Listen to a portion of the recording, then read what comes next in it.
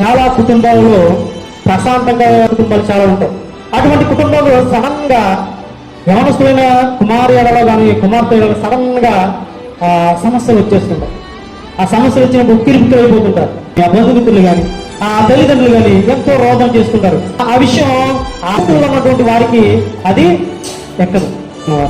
ఆ దీన అదే చేసింది. అమ్మ నువ్వు లోకం వైపు చూడొద్దు అయినా కానీ ఆ దీన ఏం చేసిందంటే లోకం వైపు చూసింది, పాపాన్ని తెచ్చుకుంది. ఆ పాపం ద్వారా అనేక మరణాలు సంభవించాయి. కాబట్టి ప్రియమైన వల్ల యవనస్తులు ఉన్నటువంటి మనము, కుమారుడిగా కానీ కుమార్తెగా ఉన్నటువంటి మనము, మన విశ్వాసంలో ఏ మచ్చ కుటుంబం పైన కానీ, ఏ మచ్చ తల్లిదండ్రుల పైన కానీ, ఏ మచ్చ పెద్దల పైన కానీ ఉండకుండా మన క్రియలు ఎలా ఉండాలంటే చాలా చక్కనివిగా ఉండాలి. యవనస్తులైనటువంటి ప్రతి ఒక్కరు కూడా తెలియజేసేది ఏంటంటే మన క్రియలు చాలా చక్కగా ఉండాలి. ఈరోజు చెడు వ్యసనాల ద్వారాను అనేక మంది యవనస్తులు పాడైపోయేటువంటి వారుగానే ఉన్నారు తప్ప బాగుపడేటువంటి వారుగా లేరు. ఏసేపు యవనస్తుడే కానీ లోకాన్ని జయించారు. ఆ లోకాన్ని జయించి తన అన్నలకు ఆదరణకర్తగా నిలబడ్డారు.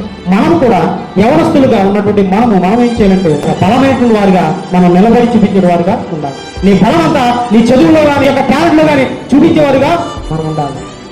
భయంకరమైనటువంటి అత్యాచారాలు 9 నెలల మొదలుకొని వృద్ధాప్యంలో ఉన్నటువంటి వారి వరకు కూడా ఎన్నో అగత్యాలు జరుగుతున్నాయంటే దేవుని ఒక వాక్యం వారి హృదయంలో ఉంటే వారు దేని జోలికి వెళ్ళరు, పాపం జోలికి వెళ్ళరు.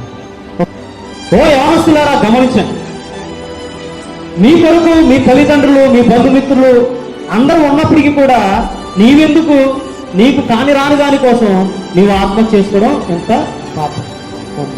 యవనస్తులు పాడబడే ముఖ్య కారణం ఏమిటంటే వారికి ఎక్కువగా వారికి స్వాతంత్రాన్ని ఇవ్వడం, అంటే స్వేచ్ఛ ఇవ్వడం. నైట్ 12 గంటలకు రావడం, లేకపోతే అసలు ఎక్కడికి వెళ్ళిపోయాడో తెలియకుండా పట్టించుకోకపోవడం, ఇవన్నీ కూడా తల్లిదండ్రుల యొక్క నిర్లక్ష్యం వలన ఏం జరుగుతుందంటే పిల్లలు పాడైపోవడం. తల్లిదండ్రులు అయినటువంటి వారు వారిని ఏం చేయాలంటే కొంచెం వారిని ప్రేమ చూపించి వారిని చేరదీసి వారిలో ఉన్నటువంటి హృదయ అంతరంగాలలో ఉన్నటువంటి విషయాలను తల్లిదండ్రులు అయినటువంటి వారు తెలుస్తుంది. ఖచ్చితంగా ఆ పాపం నుండి ఆ కుమారుని కానీ ఆ కుమార్తెను కానీ మనం తప్పించే విధంగా ఉండగలం. ఈరోజు దేవుని వాక్యం లేని హృదయము ఎక్కడైతే ఉంటుందో అక్కడ ఆత్మ ఏం చేస్తుందంటే తనను ఉసుగొలిపి నిన్ను ప్రేరేపిస్తుంది ఆత్మహత్య చేసుకునేలాగా, లేకపోతే ఏ రకంగా చెడ్డ కార్యాలు చేసేలాగా ఏం చేస్తుందంటే ప్రేరేపిస్తుంది. కాబట్టి అక్కడ ఇశ్రాయేలు జనాంగం కూడా దేవుడి యొక్క వాక్యాన్ని హృదయంలో ఉంచుకోకుండా ఏం చేస్తున్నారంటే చెడు వేసిన అవలంబనలో వారు ఏం చేస్తున్నారంటే వారి త్రోవలోకి వెళ్ళిపోతున్నారు. కాబట్టి అక్కడ చక్కెర ప్రవర్తన ద్వారా వారిని ఖండిస్తూ ఉన్నారు. క్రీస్తు ప్రభువుని రక్షకుడిగా అంగీకరిస్తున్న మనము కూడా ఏదైనా ఆయాసకరమైనటువంటి మాటల ద్వారానో, లేదా పవిత్ర ద్వారానో, కపటము ద్వారానో, దుష్టత్వం ద్వారానో, పాపము ద్వారానో మనం దేవునికి వ్యతిరేకంగా ఉంటున్నామేమో అని గ్రహించుకునే వారిగా మనం ఉండాలి. ప్రేమ